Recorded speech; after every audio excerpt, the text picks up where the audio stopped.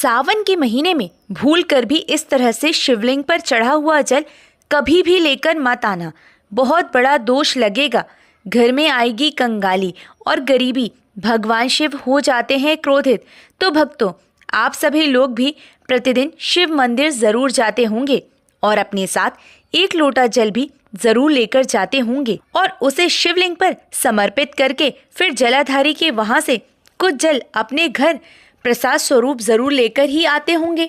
और नियम भी यही कहता है कि कभी भी शिवलिंग पर जल चढ़ाने जाए तो वो जो लोटा है वो कभी भी अपने घर खाली नहीं लेकर आना चाहिए, उसमें कुछ ना कुछ जल जरूर लेकर अपने घर आना चाहिए। और इस जल को घर लेकर आने के बाद अपने मुख्य द्वार पर इसे छिड़कना चाहिए, अपने भोजन में इसका प्रयोग करना चाहिए। लेकिन भक्तों, एक दिन ऐसा भी बताया गया है जब आप ये गलती ना करें तो भक्तों, जैसा कि हम सभी ये तो जानते ही हैं कि शिवलिंग के ऊपर जल समर्पित करने का लाख गुना फल शास्त्रों में कहा गया है, खास तौर पर सावन के पवित्र महीने में। ऐसे में जब महादेव के शिवलिंग के ऊपर सोमवार के दिन जल चढ़ाया जाता है तो सभी दुख, बीमारी, संकटों का नाश होता है। और यदि भक्त महामृत्युंजय मंत्र के साथ सोमवार के दिन अगर महादेव के शिवलिंग पर जल समर्पित करता है तो मानसिक शांति मिलती है, चंद्र ग्रह मजबूत होता है और जीवन में आने वाली सभी परेशानियां दूर होती हैं। साथ ही मंगलवार के दिन अगर जो व्यक्ति शिवलिंग पर जल समर्पित करता है उसे मंगल दोष कभी नहीं लगता। खास तौर पर लाल चंदन का जल समर्पित करने से मंगल दोष दूर होता है और मनोकामना तुरंत पूर्ण हो जाती है। साथ ही क्रोध शांत होता है, रोग और कर्ज से मुक्ति मिलती है और किसी न किसी तरह से अगर मांगलिक दोष जो है जीवन में चल रहे होते हैं तो उनका भी तुरंत नाश हो जाता है। तो मंगलवार के दिन शिवलिंग पर जल समर्पित करने का बहुत बड़ा लाभ है। साथ ही जब भी सावन में बुधवार पड़े और यदि शिवलिंग पर जल समर्पित किया जाता है तो इससे वैवाहिक जीवन में आने वाली अड़चनें, बुद्धि से संबंधित, मस्तिष्क से संबंधित, यदि बच्चों का या घर में किसी भी व्यक्ति का मन विचलित रहता है, यदि किसी व्यक्ति का या किसी बच्चे का पति बौद्धिक विकास नहीं हो पा रहा है तो आवश्यक रूप से बुधवार के दिन जल में हरे मूंग डालकर समर्पित करना चाहिए। यह दुर्वा घास को शिवलिंग पर समर्पित करने से व्यक्ति के जीवन की सभी बाधाएं दूर होती हैं। इसी के साथ सावन गुरुवार के दिन शिवलिंग पर जल चढ़ाने से व्यक्ति को अच्छी शिक्षा प्राप्त होती है और साथ ही कार्य में सफलता मिलती है। पति और बच्चों की दीर्घायु के लिए ये दिन अच्छा माना जाता है। इस दिन जल चढ़ाने से एकाग्रता भी बढ़ती है। इस दिन जो है पीले रंग के फूल शिवलिंग पर समर्पित करता है और चने की दाल या पीला चंदन जल में डालकर समर्पित करना भाग्य उदय करता है और आर्थिक लाभ मिलता है। इसी के साथ सावन शुक्रवार के दिन लाल रंग की कोई भी वस्तु जैसे कि लाल फूल हो, गुड़हल का या फिर लाल चंदन हो गया, ये चावल हो गया, इन्हें जल में डालकर समर्पित करना शुक्र ग्रह को मजबूत करता है। कमल गट्टे का पानी समर्पित करने से जीवन में धन संबंधी समस्याएं सभी दूर होती हैं। तो शुक्रवार के दिन समर्पित करने का ये लाभ होता है। बात आती है शनिवार के दिन जल समर्पित करने की, तो भक्तों, जो व्यक्ति सावन शनिवार के दिन काले तिल मिश्रित जल महादेव के ऊपर समर्पित करता है तो उसके पितृ तृप्त होते हैं, शनि संबंधी परेशानियां नहीं आती हैं और अकाल मृत्यु परिवार में नहीं होती है। साथ ही बात आती है सावन रविवार की। रविवार के दिन जो व्यक्ति शिवलिंग के ऊपर जल समर्पित करता है तो उसके ऊपर माँ लक्ष्मी की कृपा होती है और सूर्यदेव की कृपा हो जाती है। तो भक्तों, ये सभी दिन नवग्रहों से जुड़े हुए हैं और ये सभी ग्रह जो हैं महादेव के शिवलिंग के आसपास विराजमान होते हैं। आवश्यक रूप से 7 के 7 दिन प्रत्येक दिन भगवान शिव का है, इसलिए सावन के प्रत्येक दिन मात्र शिवलिंग के ऊपर जल जरूर से अर्पित करना चाहिए।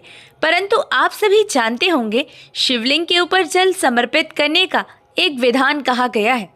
जब भी जल का लोटा लेकर जाए शिवलिंग के पास तो ये लोटा पूर्ण रूप से आपके घर के जल का लोटा हो। जल का लोटा आपको भरकर लेकर जाना है और आपको श्री शिवाय नमस्तुभ्यम का जाप करते रहना है।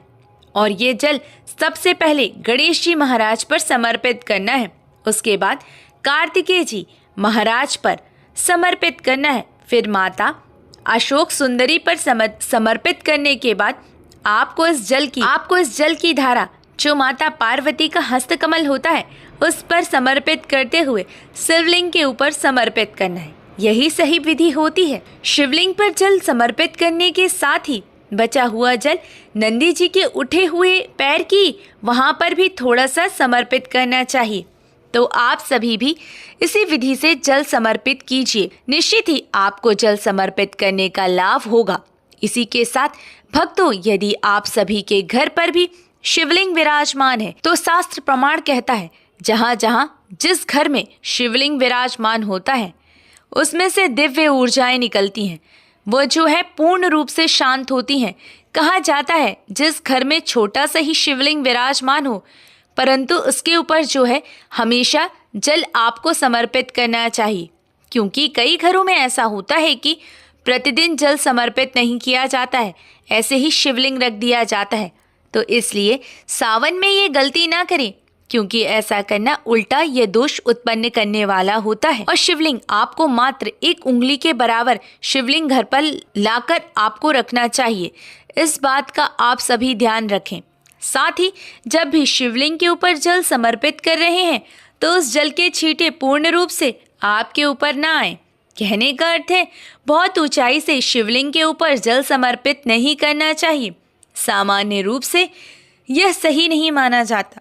सरलतम तरीके से ये एक आधार से ओम नमः शिवाय का उच्चारण करते हुए धीरे धीरे जो है शिवलिंग के ऊपर जल समर्पित करना चाहिए। सभी व्यक्तियों को इस बात का ध्यान रखते हुए आप सभी को जल समर्पित करना है। श्री शिवाय नमस्तुभ्यम महामंत्र का जाप करें और पूर्ण रूप से आपको जो शिवलिंग है उसे अपनी आंखों से निहारते हुए जल समर्पित करना सर्वश्रेष्ठ कहा गया है। साथ ही आप सभी को कभी भी घर से जो है आवश्यक रूप से जल का लोटा भरकर ले जाना है। जो जल का लोटा है वो तांबे का हो, स्टील का लोटा नहीं लेकर जाना है।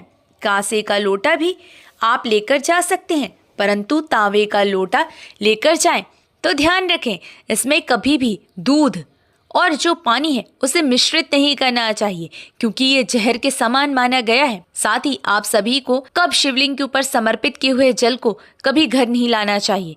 तो ये बात भी बहुत महत्वपूर्ण है, आप सभी को इस बात का ध्यान रखना चाहिए। हमने अपनी कई कथाओं में बताया है कि जब भी आप जल्दबाजी में मंदिर गए हुए हैं और आप अपना लोटा भी नहीं लेकर गए हैं और ना ही घर से जल लेकर गए हैं, तो आप सभी को लगता है अभी मैं जल्दबाजी में हूँ, मैं किसी स्थान पर आप चले गए हैं जहाँ पर आपको जल समर्पित करना है। अचानक से आप वहाँ पहुँच गए हैं और आपको लगता है कि मुझे इस पवित्र शिवलिंग पर जल समर्पित करना है। तो भक्तों, जब कभी भी अगर आप अपने घर का पानी या अपने घर का जल नहीं ले जा रहे हैं, अपने घर का लोटा नहीं ले जा रहे हैं, वहाँ पर शिव मंदिर का ही पानी है, शिवलिंग का ही जल है, अर्थात शिव मंदिर का ही नीर है और शिव मंदिर का ही लोटा है, तो आपको ऐसा जल जो है समर्पित करने के बाद कभी भी घर पर नहीं लेकर के आना है। इस बात का ध्यान रखें, क्योंकि आपने शिवलिंग पर कोई भी मूल्य नहीं चुकाया है। किसी भी तरह से आपका अपना कुछ नहीं है, वह शिव जी का मंदिर है। जैसे कई बार होता है हम तीर्थ स्थलों पर जाते हैं, हमको लगता है शिव मंदिर में हमें जल समर्पित करना चाहिए, तो वहाँ पर जो है आप सभी के आसपास की ही तरह शिव मंदिर है। आपको लगता है मैं यहाँ जल समर्पित कर दूं, परंतु आप अपने साथ ना तो जल का लोटा लेकर गए हैं, ना आप जो है अपने घर से जल लेकर गए हैं, तो ये आपका नहीं है, यानी कि आपका इसमें कोई मूल्य नहीं है, आपकी यहाँ कोई भी वस्तु नहीं है।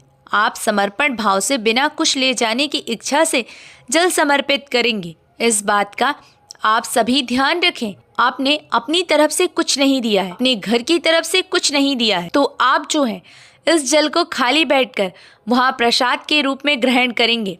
इस जल को आपको घर नहीं लाना है, इस बात का ध्यान रखें। इसी के साथ कई बार हम क्या करते हैं, जल समर्पित करते हैं, जल की धारा बहते हुए आई और इस जल को हम झेल लेते हैं, फिर इस जल को घर में छिड़काव करते हैं, आचमन करते हैं, पीते हैं।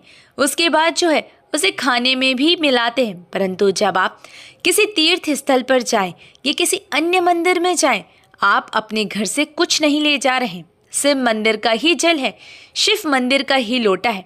तो आप ये गलती ना करें कि आप जो है वहाँ पर जल समर्पित कर रहे हैं। तो आप ये गलती ना करें, आप जो है वहाँ पर जल समर्पित कर रहे हैं और यह जो शिव मंदिर का जल है इसको घर ला रहे हैं, उपयोग में ले रहे हैं।